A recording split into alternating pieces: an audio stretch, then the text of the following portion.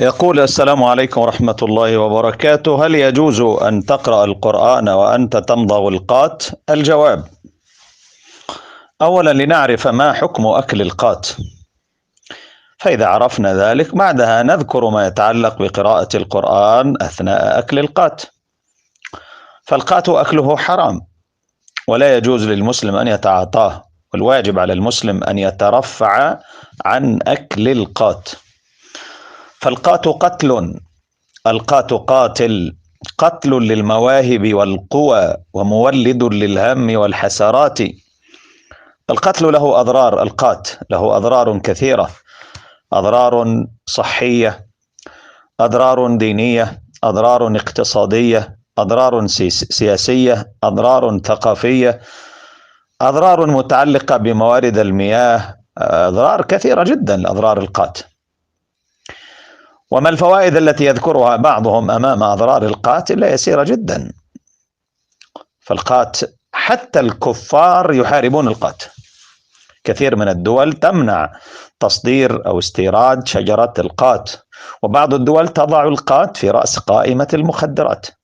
طبعا أنت عندما تتحدث مع رجل مثقف، رجل واعي، رجل متدين يعرف، ربما تصل معه لنتيجة، لكن عندما تتحدث مع عنزة ولو طارت يصعب عليك أن تقنعه، لأن للناس فيما يعشقون مذاهب، فقد يأتيك بأدلة، ومن الأدلة واحد خزن وطلع يبني صومعة ولم يتدرب ولم يسقط، وكلام فاضي.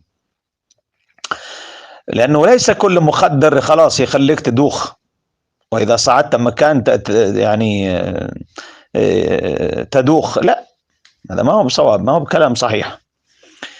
ولهذا الواجب على المسلم أن يبتعد عن القات. فالقات له أضرار كبيرة جدا.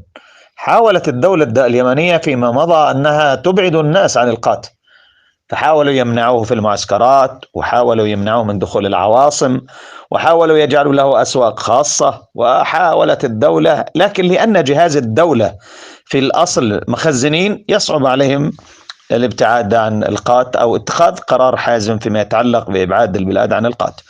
والقات ينتشر بشكل كبير جدا ويستولي ويستحوذ على الأراضي الزراعية، ويأخذ كميات هائلة جدا من المياه الجوفية، فيما يقارب من 80% من المياه الجوفية يستنزفها القات.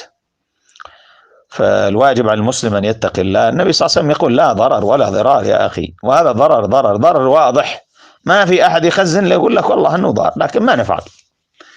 ضرر، ولا تلقوا بأيديكم إلى التهلكة، خبائث.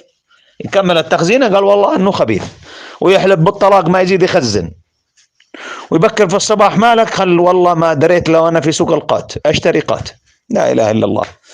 فالواجب الحذر. فإذا تبين لك أنه بهذه الكيفية وبهذه الأضرار، بقي السؤال: هل من الأدب أنك تتكلم مع رب العالمين سبحانه وتعالى وأنت مخزن؟ فهذا لا يليق، بارك الله فيك والنبي. وهذا هو. بل بعض العلماء يذهب إلى أنه يستحب لك أن تكون متوضئا وأن تستاك عند تلاوة القرآن، فضلا عن أن تقرأ القرآن وأنت تمضغ القات. ولهذا أنصح أي أخ أنه لا يتعاطى القات، وأنصحهم بالمداومة على قراءة القرآن، فهو من أجمل ما يرمم به الروح وتسعد به الروح ويسعد به الإنسان في دنياه وأخراه.